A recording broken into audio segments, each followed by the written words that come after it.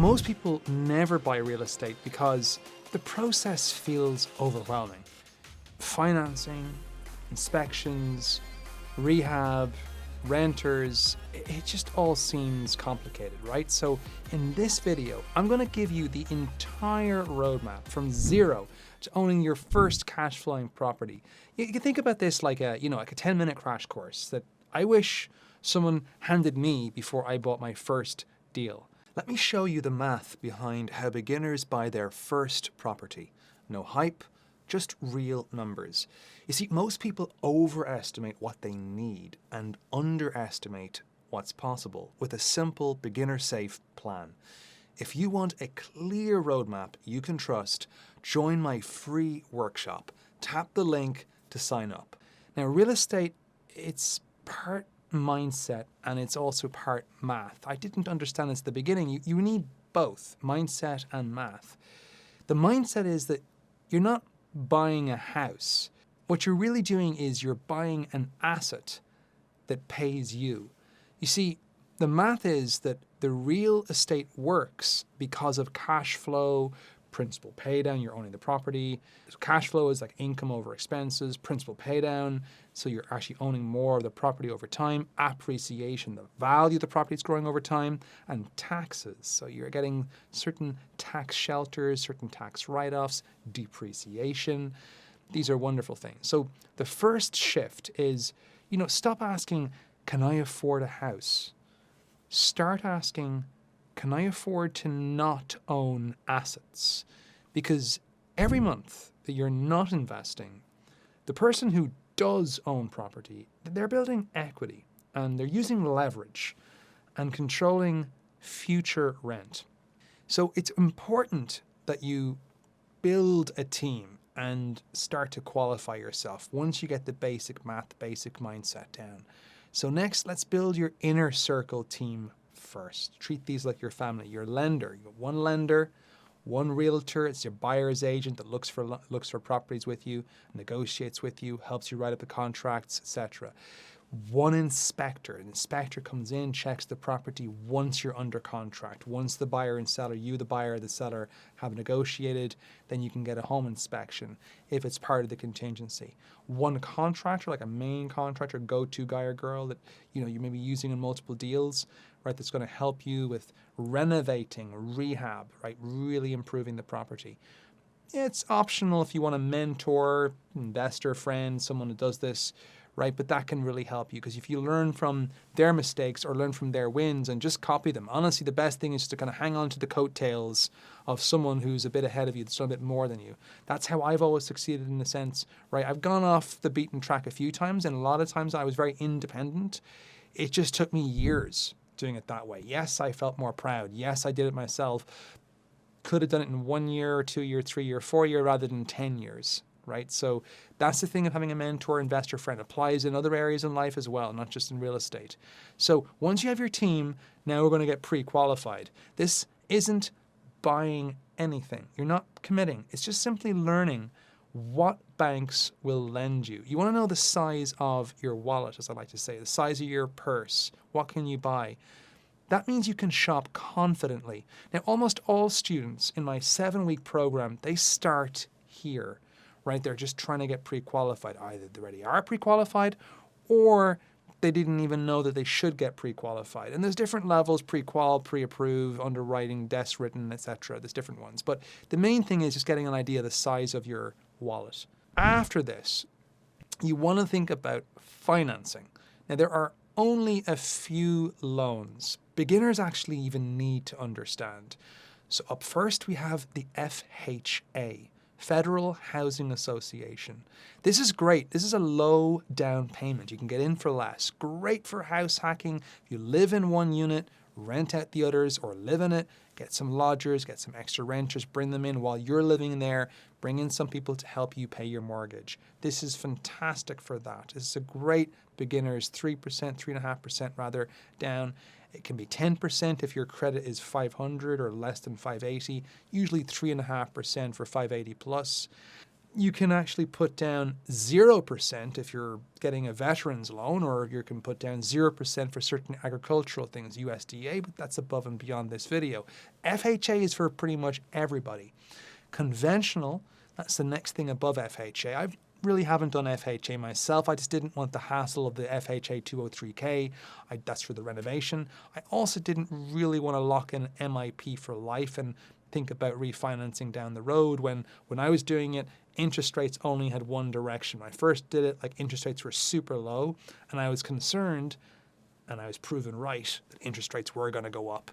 And so again, I didn't want to kind of have to lock in something for life and have to refinance it. So I went conventional, and that way, I could get rid of the insurance principal, the mortgage insurance principal, or rather, in my case, the private mortgage insurance, the PMI in conventional as opposed to MIP for the FHA. I could get rid of this by improving the value of the property, or just paying it over time. Eventually, it's going to go away. Just the amortization schedule, after a few years, it's gone.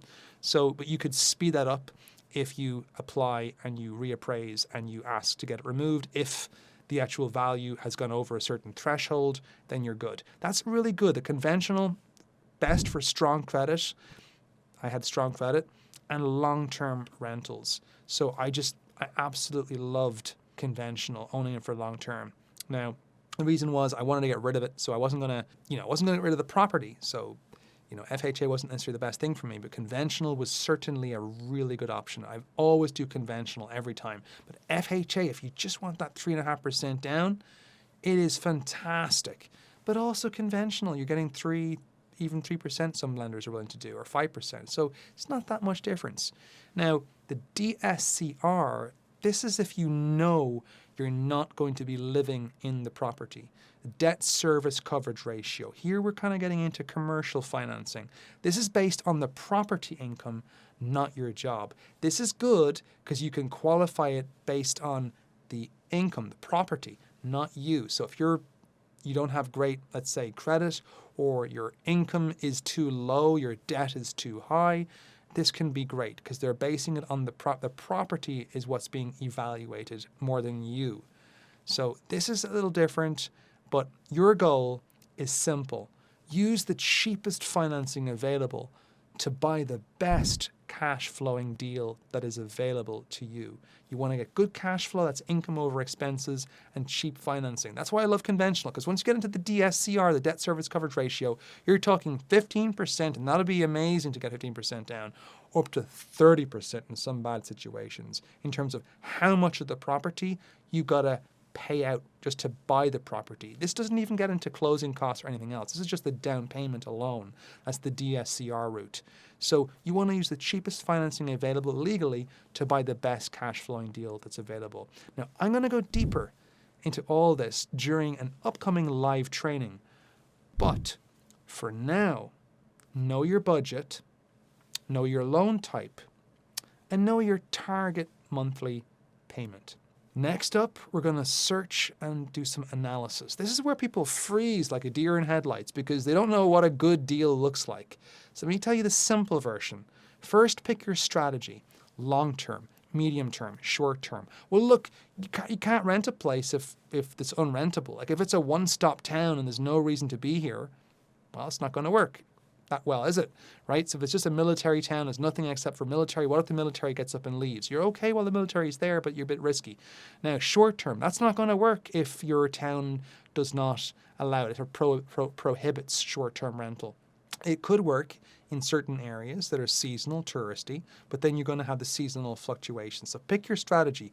Long term, it's much stress-free life, almost passive income. Someone could be there renting it for years. You can be almost up on the beach, right, sipping cocktails at this point, right? So this is just, again, you'd have to have a lot of them to live off this one property, but this could be the start of your wheel, right, to kind of get on the wheel and get faster and faster. So it could just be long-term, easy. Short-term, much more operational headache, but good cash flow potentially. More risk, potentially a different direction. Medium-term kind of straddles the two. More than 1 month in terms of the minimum amount of time is more than 1 month, but less than a year, usually less than 6 months, usually kind of traveling nurses, traveling doctors. So pick your market. Do you like college? Do you like military? Do you like touristy, mountainous, beach, suburban, urban, big city, lots of jobs, kind of a rougher area, maybe like a Class D neighborhood, maybe kind of lower income, maybe even middle or working class, Class C, maybe kind of a Class B, which is kind of middle class, Class A, which is higher income. So pick your market. What kind of market do you like? Is it, what is the area like? Also use a basic cash flow calculation. So here we're kind of thinking of a calculator like what's the income, what are all the expenses, and the rule of thumb is that your cash flow should stay positive after the principal on paying down your mortgage plus the interest on paying down your mortgage plus the taxes for your property that come with the mortgage, also when you're not having a mortgage, and the insurance, usually part of your mortgage, but also when you're not and you finish off your mortgage. So that's your PITI. But also the maintenance, because there's occasional repair and just keeping the property up to shape. Things break, right, from time to time. So keeping that. And also property management, whether you handle it or you get a property manager to take that stress out of your life. So try to make sure you have positive cash flow, because it's really difficult when you're a beginner and you're getting negative cash flow. It's gonna depress you. Or if it's just zero, you're like, why am I doing this, right? You want to see something. It could be $100 a month for all I care, right? But just something that's like, this is like almost passive income. I'm getting paid from something that may not be my actual regular active day-to-day job. So this is great. So search 5 properties. Just analyze 3 basics and go and tour one, see one in person. That's how momentum starts.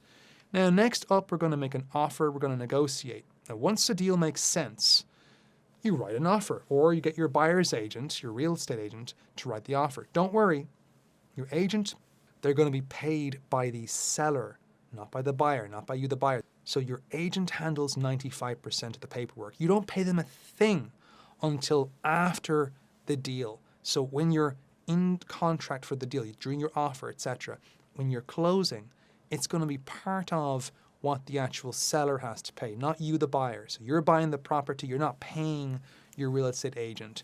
The seller pays the real estate agent. Your listing agent, you're rather your buyer's agent. It's totally optional, by the way. Their seller's agent, again, is totally optional in their case. But it's better doing this when you're a beginner. The agent handles 95% of the paperwork. Do not cheap out here.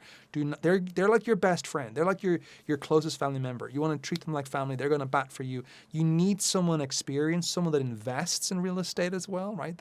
Not just like talks the talk, but actually walks the walk.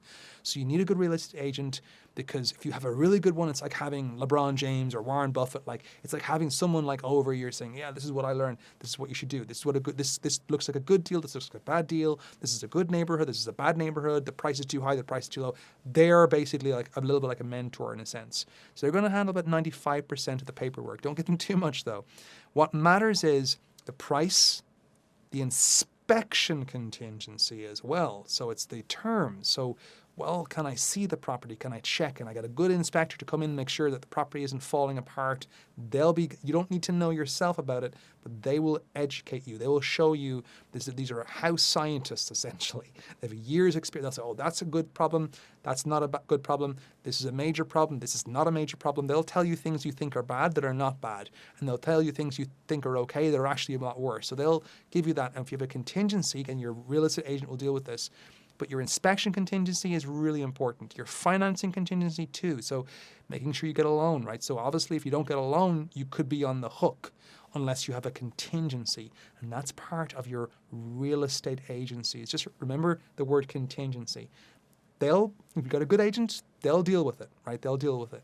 So they'll educate you. That's what their job is. Also the closing timeline, like how fast until we can close.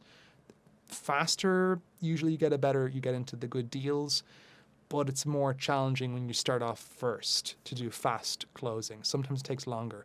Negotiation, by the way, it's not about winning.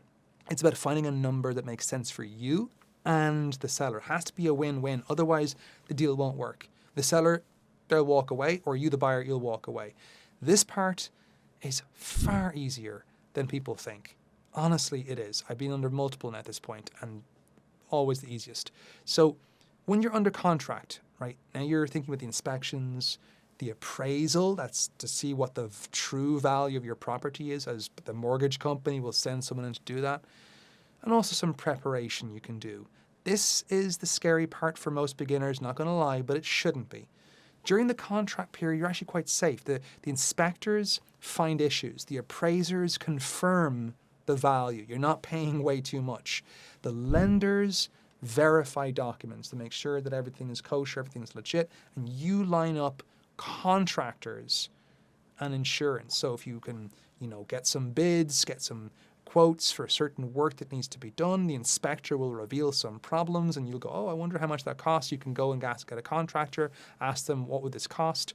Also your insurance, setting that up, setting your utilities up as well so that everything works when you go in, right? Your gas, your water, your electric, etc., that it's all in your name. You're basically gathering information to decide if the deal is safe to continue or you can walk away. Most first-time buyers don't realize this. This is the most protected part of the entire journey because you can walk away, right? Afterwards, you got to deal with it or else you got to sell it, and selling it takes time, etc. You can typically walk away and get your deposit back.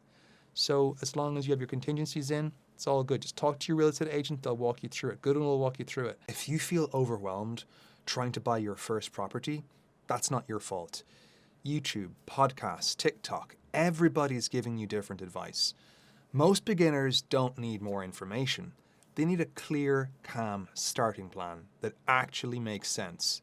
If you want to finally understand the beginner path, join my free workshop.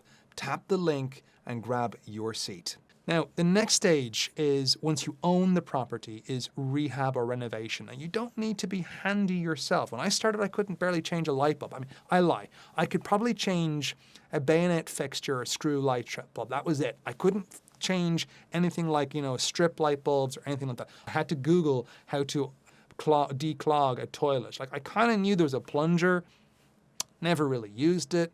That was kind of like what the parents used to do. That's maybe what you call the plumber to do. When I was renting an apartment, I would just send a note to the management office to do that for me. So you don't have to be handy. You just need a plan.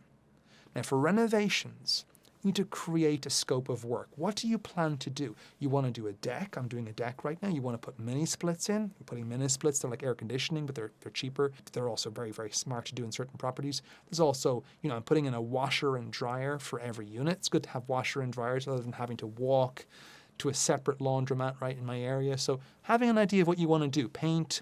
You want to do countertops. You want to do furnishing because you're renting out short term. That's not for me, but for some people.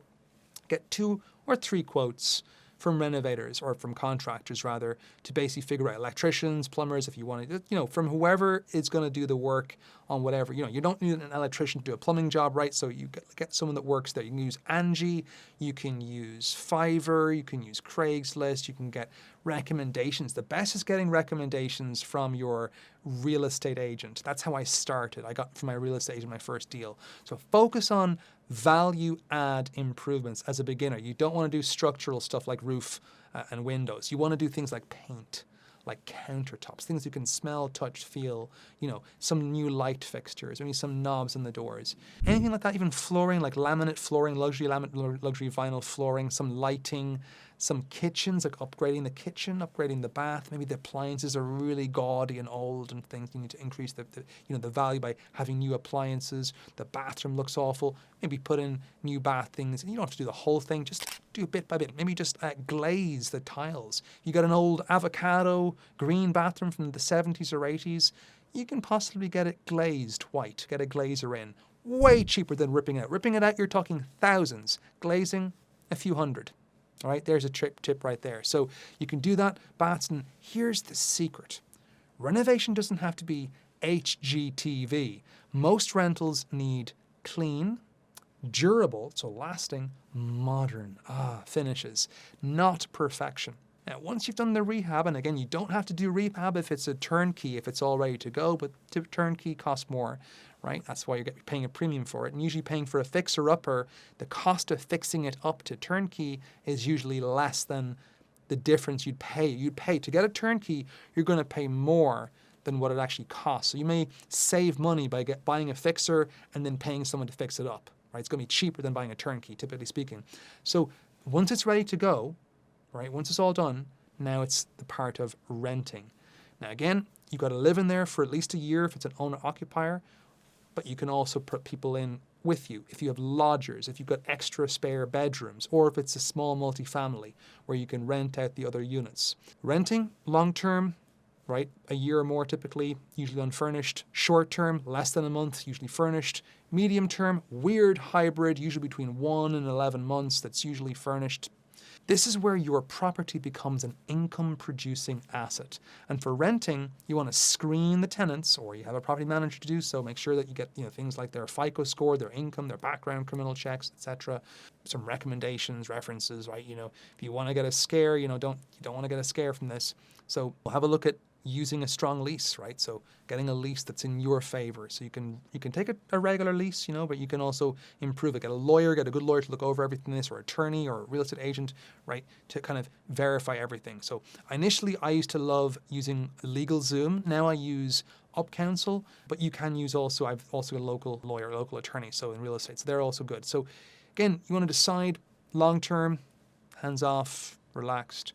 Short-term, operationally heavy unless you outsource it, or medium-term. Again, you're going to furnish that, so it's going to be more cost up front, but you could get a nice mixture between, not too much turnover like short-term, but also a bit more cha-ching, a bit more cash flow, a bit more income than your budget low long-term. So build recurring systems, whether that's the paint. If you're doing another property now, you know your paint colors, right? If you're doing another property now, you know the kind of bathrooms you like, the kind of the renovations you've done, the right contractors. You use the same contractors. You use the same people, the team, etc. Even property management, etc. So repairs, knowing who to have for the repairs, like you have someone on speed dial, pest control, landscaping team, because eventually, you don't want to be covered in grass. You can do that, and that's fine. You can save money. And that's what a lot of, traditional people do, and that's totally fine. It's going to be fitting your budget. But for me, I'm hands-off in nearly everything at this point. I prefer outsourcing most of this so you can free up time for your next deal. When I had my first property, I spent more time on that one property. All the time in that one property. I couldn't figure out, how does anyone ever run multiple? It just baffled me. Then I got my second. Then my third and fourth, which is like 4 units. Then I was kind of helping with the fifth. Then 6, 7, 8, 9 I'm getting this week, and kind of 10 really, because there's an extra unit. So how do I do all that and do this, what you guys are seeing, and do my regular job and do a hedge fund on the side? By outsourcing, right? Rather than me do everything, me cutting the grass, going over and fixing things and, cleaning. No, I don't do anything. Even the managing, even the texting, the messaging, even, finding tenants, everything outsourced. That's what your goal is. If you set it up from the start, great. But you don't have to. You can just take it one at a time. Learn the business. I love doing it for the first property, and I think it's a good idea if you do for the first property. Do everything initially so that you know what's good and what's bad. That way you can vet what's good and what's bad. But eventually you want to scale these. So the next thing is repeating everything, right? Scaling. Your first property teaches you 80% of everything you need to know. In my case, it was kind of like my second property did that, because I hit every branch on my second property. From there, you scale by refinancing. That's taking money out. Either you're getting another loan, another mortgage on the property, so you kind of get a new mortgage on it. So you're kind of, that new mortgage pays off the old mortgage. Now you're paying off this new mortgage. And it could be a lower interest rate if the interest rates fall. Or it could be that, you actually only own this, etc. So you could be able to pull out the equity. There's ways of getting money from refinance. I don't typically like refinancing because, it's not the refinancing fees, but it resets the amortization schedule. So your principal pay down, the amount you're paying per month, is smaller now, because you were paying over time, you're paying more principal and less interest. When you refinance, you reset the clock so that you're paying a lot of interest because it's a big loan, and you're paying small amount of principal pay down. So I don't like doing that. I like kind of more HELOCing, so using lines of credit. So that is where you're not selling your mortgage and getting a new mortgage. You're just saying, okay, well, I own this amount. I want something like rotating, where I have a credit card or a checkbook where I can write checks based on the value of what I own, the percentage of what I own of the property. That's called a home equity line of credit that you can apply for if you live there, or a rental line of credit if you don't live there, if it's a pure rental. So you can use the rental income to qualify for your next one. The HELOCs, That's great. The refinance, sure, if you want to buy another property and you can, basically remortgage your first property. If you've paid down a lot of the mortgage, you can basically take another finance on that, use that extra mortgage. There's a lot of money in the chunk. You can use that money to basically come up with the down payment and everything for the next property. Or you can, use home equity line of credits, things like that, where you've got enough. It can help you with the rehab for the next one. It can help you do a lot of things. I've used the kind of more advanced finance like this, using rental income as well. So I've used rental income. I'm going into a fourplex now. I'm using rental income from my single family. I'm using rental income from my duplex. That's 3 units, essentially. Duplex is 2, single is, that's 3. So I've got all this rent I'm using to qualify on top of my day job, my W-2, my regular job, my regular work as professor. So I can use all this income to qualify for the next one. So you can too. As you get more properties, you can use the rental income, which really helps. But they're going to look at the mortgage. They're going to look at the debt. That's why it's not good to have too much debt. You want to maximize that rental income, minimize your debt, do everything in your power to keep it low. And if you're really wanting to supercharge this with the owner-occupier low down, you can move every 12 to 18 months. Like every 12 months, you're allowed to move. Now, depending on your energy, but this is the owner-occupier strategy, right? This is what I've kind of been doing, right? Moving every year or two, right? So it's kind of, buy one, live there for a year or two. Russian doll, start small, get bigger, because the mortgage company will want to know, like, why are you moving? Well, that one was too small. I move into a bigger one, and a bigger one, and a bigger one. It can also help if you're living temporarily in an area and you transfer to a different area, which is way too far away. Then the mortgage company goes, oh, that makes sense. He or she is buying, a new property because they're moving a different place. So moving, I know it sucks. I know it's one of the worst 3 things I said in life, right? They say it's like, death of a loved one, especially if it's like a spouse, divorce, moving. For me, I love moving. I've moved so many times. I know that's weird. I'm just a weird person. But look, guys, as a student, I was eternally a graduate student. I was this undergrad student living on campus, moving another year, grad student living in the UK, back to Ireland, US, back to Ireland, US, back to Ireland, US again. So and then I was moving from one apartment complex to another apartment complex. I didn't own a property till I was 35, so there's hope for all of us yet, right? So I didn't own anything till I was 35. So, I kept moving and moving and moving, and I learned that skill. I was able to move, I was able to decorate, I was able to do things. So moving for me, once I owned a property and then a year later moving to my next property, once I earned my first and I own my second, I have no problem in moving. I'm minimalist, right? I literally was living almost not in the back of the car at one point, right? But it was almost like I had a few boxes, right, where I could move. So I didn't have much. So if you can do that, great. If you can't, not too bad. But that's your trade-off, right? If you can move, you can take advantage of these strategies.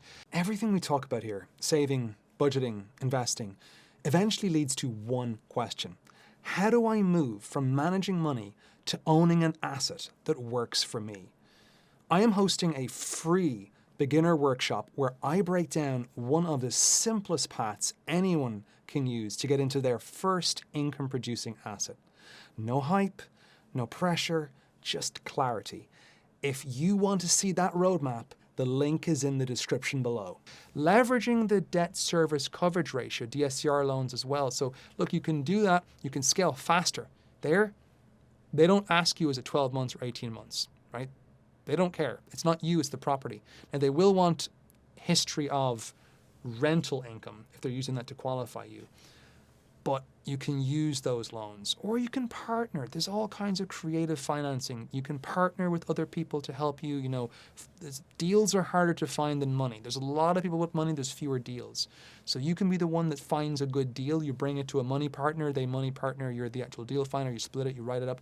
I don't do that. I like taking 100% of the profits. Maybe down the road I might do that with investors and things like that in the future, but I don't see that literally happening. There's funds, there's syndication first, then you get into funds. Funds are a bit more safer to a certain extent because you can do them multiple times around as opposed to a syndicate. Syndicate is kind of, you're doing it per deal. Same with kind of the regular partnerships, because you have to kind of almost form one per time. That's my understanding, could be wrong. Whereas the funds, my understanding of funds is that like you pool of money, you could just keep doing as long as you don't violate the terms in the LPA or memorandum, I forget which. You basically don't, you can kind of use the money again and again and again, recycle it, as opposed to regular partnerships. So if you are thinking of partnerships, LLCs, syndications, things like that, think about funds. Bit more advanced, but it allows you to not have to hunt for like every single time. You can use it once, get your partners once, right? Your limited liability partners, you're the general partner, they're the limited partners. They put the money in, they don't control it, you're the one that controls it, and then basically you kind of use this again and again. It's not something I'm doing right now, but it's something that I've been working on for the last few years in a different dimension, but not for real estate. But it really does work for some people in real estate. Real estate funds are great. This is how people go, by the way, all these strategies. For me, it's kind of qualifying my rentals, using HELOCs for the renovations, using the equity, things like that, moving every year, etc., as fast as I can. This is how people go from one property like I did to financial freedom and really abundance at this point, like I'm going towards. If you want me to walk you through this roadmap step by step with real math, real examples, lender scripts, offer templates, things like that, what to do, and even weekly action plans, I'm hosting a free live training where I'll break everything down in detail. The link is below. So if you're serious about owning your first or your next property in the next few months, don't miss it. Again, you don't have to do this all at once. You can build your wealth one property at a time. So let's build your wealth one property at a time. And I'll see you in the next one.